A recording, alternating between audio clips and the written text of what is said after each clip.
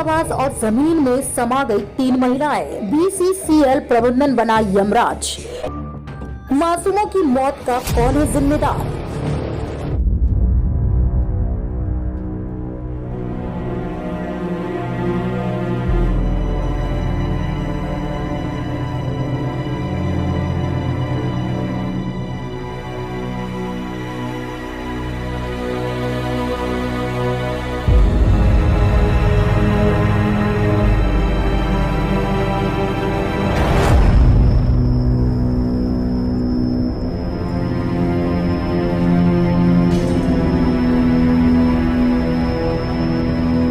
शत विशत हालत में निकाला गया तीनों का शव। ग्रामीणों में दिख रहा भारी आक्रोश। मौत का अर्थ अब मुआवजा और नियोजन बनकर रह गया।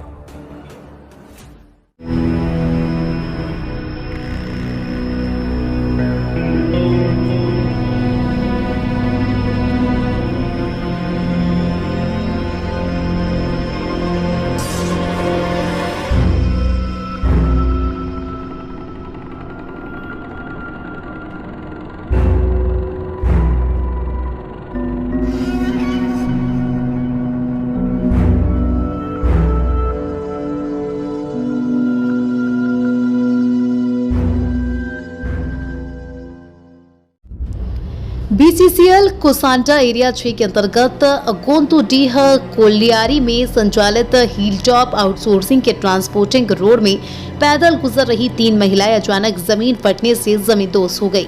बता दें कि बीसीसीएल कोसांटा क्षेत्र के गोंतुडीह कांटा घर से गोंतुडीह माइंस तक जाने वाली इस सड़क पर बीसीसीएल आउटसोर्सिंग कंपनी की ट्रांसपोर्टिंग की जाती है। इस ट्रांसपोर्टिंग रोड का इस्तेमाल धोबी कुल्ही एवं अन्य बस्ती के लोग आने जाने के लिए करते हैं। घटना के संबंध में आने जाने वालों ने बताया कि छोटकी बोआ बस्ती के परला देवी, ठंडी देवी एवं मंदवा देवी परियोजना के पास बने ट्रांसपोर्टिंग रोड से गुजर रही थी। इसी दौरान एक जोरदार आवाज के साथ जमीन में गौफ बना और एक एक कर तीनों महिलाएं गौफ में समा गई। गौफ लगभग 60 से 70 फीट गहरा था। घटना की जानकारी मिलते ही एक खबर पूरे इलाके में जंगल में लगी आग की तरह फैल गई। देखते ही देखते आस पड़ोस के हजारों लोग घटनास्थल पर जमा हो गए। लोग आउटसोर्सिंग कंपनी एवं बीसीसीएल प्रबंधन के खिलाफ पूरी तरह आक्रोशित हो रहे थे और तीनों महिलाओं को जल्द से जल्द गोफ से निकालने के लिए हंगामा करने लगे। सूचना मिलने पर बीसीसीएल प्रबंधन एवं सीआईएफएस की टीम भी मौके पर पहुंची। वहीं गोंतुडीह ओपी प्रभारी एवं ईस्ट बसूरिया ओपी प्रभारी भी अपनी दल बदल के साथ मौके पर पहुंचे और हालात को अपने काबू में करने का प्रयास किया, लेकिन लोगों की भीड़ बेकाबू होती जा रही थी और आक्रोश भी बढ़ता जा रहा था। राहत कार्य के लिए धनबाद से आई टीम की मदद से बहुत मशक्कत करने के बाद एक एक कर तीनों महिलाओं को शत विशत शव निकाले गए। घटना की कुछ देर बाद ही धनबाद सीईओ प्रशांत लायक, टुंडी विधायक मथुरा महतो घटनास्थल पर पहुंचे, जहां विधायक मथुरा महतो को ग्रामीणों के आक्रोश को भाजन भी करना पड़ा। विधायक श्री महतो ने इस बड़े हादसे के लिए पूर्ण रूप से बीसीसीएल को जिम्मेदार ठहराया तथा जल्द से जल्द योजना से प्रभावित लोगों को विस्थापित करने की मांग की। वहीं कुछ लोग कह रहे थे कि इस प्रकार की मौत का मतलब अब केवल मुआवजा और नियोजन बनाकर रहा गया है। इंसाफ के नाम पर इससे ज्यादा कुछ नहीं होने वाला। राहत कार्य के दौरान आक्रोशित ग्रामीणों ने बचाव टीम के बीच कई झड़प भी की और ग्रामीणों ने बचाव टीम और बीसीसीएल प्रबंधन पर लापरवाही का आरोप लगाकर राहत कार्य को शाम लगभग 7 बजे बंद करवा दिया। ग्रामीणों ने ऑपरेटर को अकुशल बताते हुए शत-विशत शव निकालने का जिम्मेदार ठहराया। ग्रामीणों ने बताया कि लगभग 1 बजे रात्रि को भारी संख्या में पुलिस बलों के साथ धनबाद एसडीएम उदय रजक मौके पर पहुंचे थे एवं रात में भी कार्य जारी रखने के लिए ग्रामीणों पर दबाव बनाया, लेकिन ग्रामीण नहीं माने तो उन्हें वापस जाना पड़ा। लगभग 2 बजे रात को झारखंडी नेता के नाम से मशहूर टाइगर जयराम महतो की एंट्री हुई। जयराम ने ग्रामीणों से घटना का विस्तृत जानकारी ली और अगले दिन आने को बोलकर वापस लौट गए। घटना के दूसरे दिन सोमवार को लगभग 6:30 बजे पुनः राहत कार्य शुरू हुआ। दोपहर 12 बजे के लगभग जयराम महतो पुनः घटनास्थल पर पहुंचे।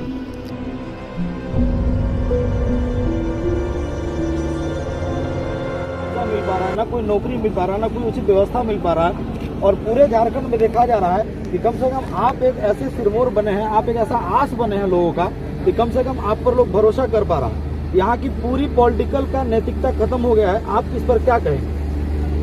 बिल्कुल भगत सिंह ने एक कथन कहा था कि आज़ादी तो हम अंग्रेजों से छीन लेंगे, पर वह आज़ादी गांव, गरीब, किसान, मजदूरों तक पहुंच पाएगी कि नहीं, ये बहुत बड़ा सवाल रहेगा। और आज मजदूरों की और इन ग्रामीणों की मौत के बाद ये स्पष्ट हो गया है, भारत में आज़ादी चंद मुट्ठी भर लोगों के हाथों में है। ये सच्चाई है। आज लगभग मैं भी जीएम से टेलीफोनिक 4-5 बार इस विषय मैंने वार्ता उनको सूचना दिया है कि फलना स्थान में कभी भी कोई अप्रिय घटना घट सकती है, लोग जमीन के नीचे समा सकते हैं, लेकिन उसके बावजूद अभी तक कोई एक्शन नहीं। गांव वाले 1.5 साल से लगातार विस्थापन को लेकर अपना आवेदन दे रहे हैं, लेकिन अभी तक कोई कार्य नहीं किया गया है। तो इससे स्पष्ट होता है, और हम बार बार अपनी बातों में भी कहते हैं कि झारखंड के लोग जानवर के समान है। ये लोग हमें जानवर से भी गया गुजरा मानते हैं। आज देख सकते हैं उसी का परिणाम है कि आज हमारी जो माताएं जिनका दफन हुआ है, टुकड़ों टुकड़ों में उनका पार्ट्स जमीन से बाहर निकल रहा है। यानी हमें एक न्यायप्रिय मौत भी नहीं मिलती। हम इतने पीड़ित अवस्था में हैं कि अपनी माटी खोने के बाद, अपना जमीन खोने के बाद, देश को इतना कोयला का रेवेन्यू देने के बाद हमें एक मौत भी ठीक से नसीब नहीं होती है। हमारा कहीं अंगुली का टुकड़ा मिलता है, कहीं जांग का टुकड़ा मिलता है, कहीं हाथ का टुकड़ा मिलता है। ये लोकतांत्रिक व्यवस्था के लिए शर्मनाक विषय है। और मुझे लगता है आज अगर ये व्यवस्था बीसीसीएल को मैं इसलिए स्पष्ट कहता हूँ, ये तानाशाही रवैया अपनाती है। इनकी संज्ञा मैं हिटलर से देता हूँ। जिस प्रकार हिटलर ने 60 लाख यहूदियों को कत्ल किया था, ये लोग लगभग, मुझे भी लगता है, लाखों झारखंडे को कत्ल इसी प्रकार किए हैं। उदाहरण है, चास नाला में 375 मजदूरों का नीचे मर जाना, डोड़ी में 267 मजदूरों का मर जाना, नगदा कोलियरी में 50 मजदूरों का मर जाना। जब इतना कोल सेक्टर में इतनी घटना घटती है, उसके बाद भी अगर प्रबंधन संज्ञान में नहीं लेती है और वहाँ अगर कार्य नहीं करती है, तो इसका स्पष्ट संदेश यही है कि लोकतांत्रिक व्यवस्था गांधी के देश में गांधी की विचारधारा मर चुकी है। एक चीज और हम जानना चाहते हैं, धनबाद में कम से कम इस कोल रखवाले का, कोयला का जो रखवाला का मामला जाता है, तो छोटे स्तर पे तो कार्रवाई कभी कभी हो जाता है, किसी की ट्रक पकड़ी जाती है, कोई थाना प्रभारी पे कार्रवाई हो जाता है, लेकिन 5-5 एसपी हैं यहाँ धनबाद में जो डायरेक्ट कोयला का कम से कम संरक्षण कर सकते हैं। जैसे सीआईएसएफ है, सीबीआई है, विजिलेंस है, और 3 तो शहरी में है, ग्रामीण है, एसएसपी है। ऐसे 5-6 एसपी हैं जिनका ये जिम्मेवारी होना चाहिए। उस पर लगता नहीं है कि कभी कोई वो कार्रवाई करते हैं। और आखिर इसका परमानेंट इलाज क्या है? देखिए, इसका परमानेंट इलाज है पॉलिटिक्स की नैतिकता।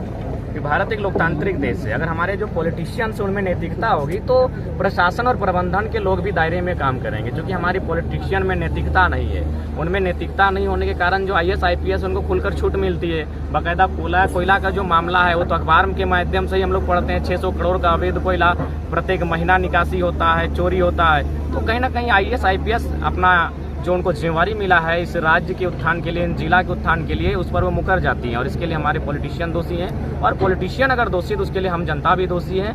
इसीलिए अब खासकर झारखंड में जो परिस्थिति बनी है, मुझे लगता है जनता को भी नैतिकता का परिचय देना होगा। अगर हमारे जनता नैतिकता का परिचय देंगे तो राजनेताओं को हम लोग घुटने पर बैठा के रखेंगे। इनका परमानेंट क्या होगा इलाज? मानते ये जो अभी हुआ है फिलहाल हम लोग लोकतंत्र के चौथे स्तंभ के माध्यम से जिला प्रशासन और कोल मैनेजमेंट प्रबंधन को हम संदेश देंगे।